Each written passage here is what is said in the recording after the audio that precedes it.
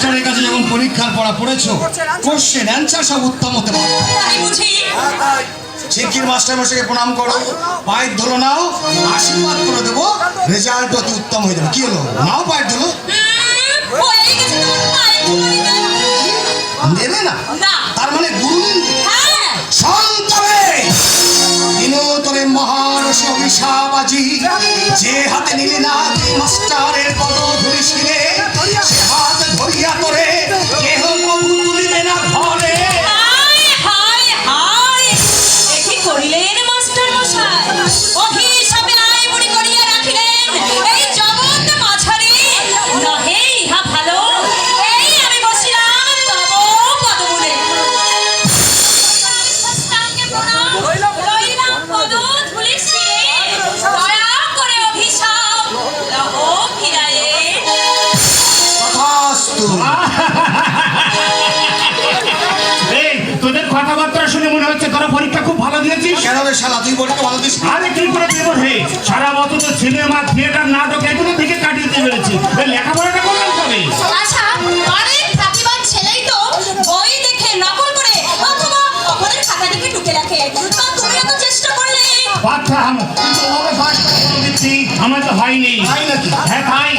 আমি বরং পরীক্ষার খাতায় বছরের পর বছর হিন্দি সিনেমার গান লিখে যাবো, তো চুরি করে পাস করতে আমি চাই না রে। চন্দনদা, এভাবে পাস করে করে আজ আমরা গড়ে তুলেছি লক্ষ লক্ষ বেকার। নইলে প্রাণপথ পরিশ্রম করা ছেলেরা আজ আমাদের ভিড়ে হারিয়ে যেত না। তারা চাকরি পেত, মর্যাদা পেত, পেত বাঁচার সম্ভাবনা। বেকারত্ব বোঝা মাথায় নিয়ে বছরের পর বছর তাদের এমনি ভাবে চোখের জলে মুখ বন্ধ করতো না। মা সরস্বতীর কাছে প্রার্থনা করো বোন, আমি যেন বছরের পর বছর এই ফেলের গ্রুপে বলে থাকতে পারি। খুব জাদু ঢ্যাং নেশায় চুরি করার প্রবৃত্তি আমার জন্য কোনোদিন না হয়, কোনোদিন না হয়।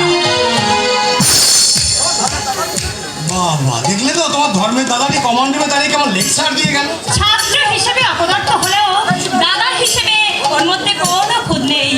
আমাকে নিজের বোনের মতো ভালোবাসে। কোনোদিনও বুঝতে দেয় না যে ও আমার পাতানো দাদা। হ্যাঁ, তা অবশ্য ঠিক। চন্দন তোমার সহোদর দাদার চাইতে কোনো অংশে কম নয়।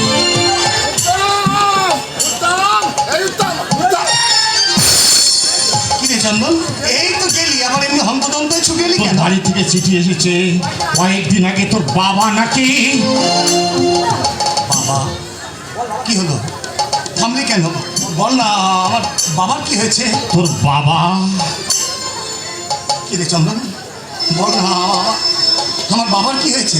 তোর বাবা মারা গেছে।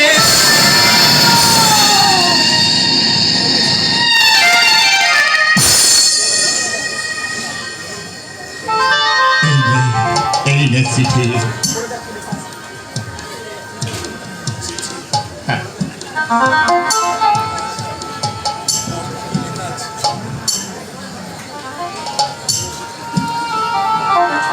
কল্যাণীয় উত্তম, গত বুধবার সন্ধ্যায় বাবা মারা গেছে।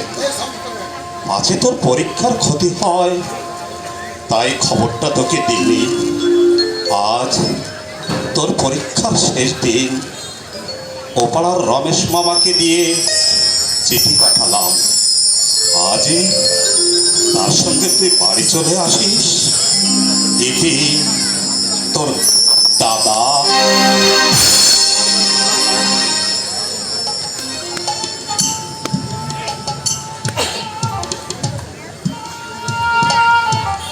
তাহলে তো আর দেরি করা চলে না রে চন্দন।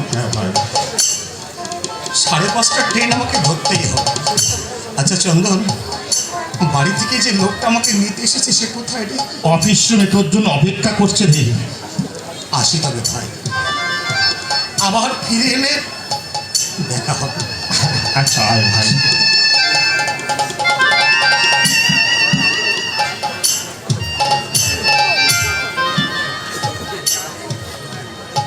আসি পাবো।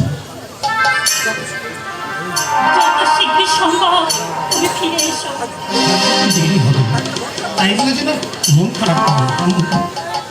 আসি।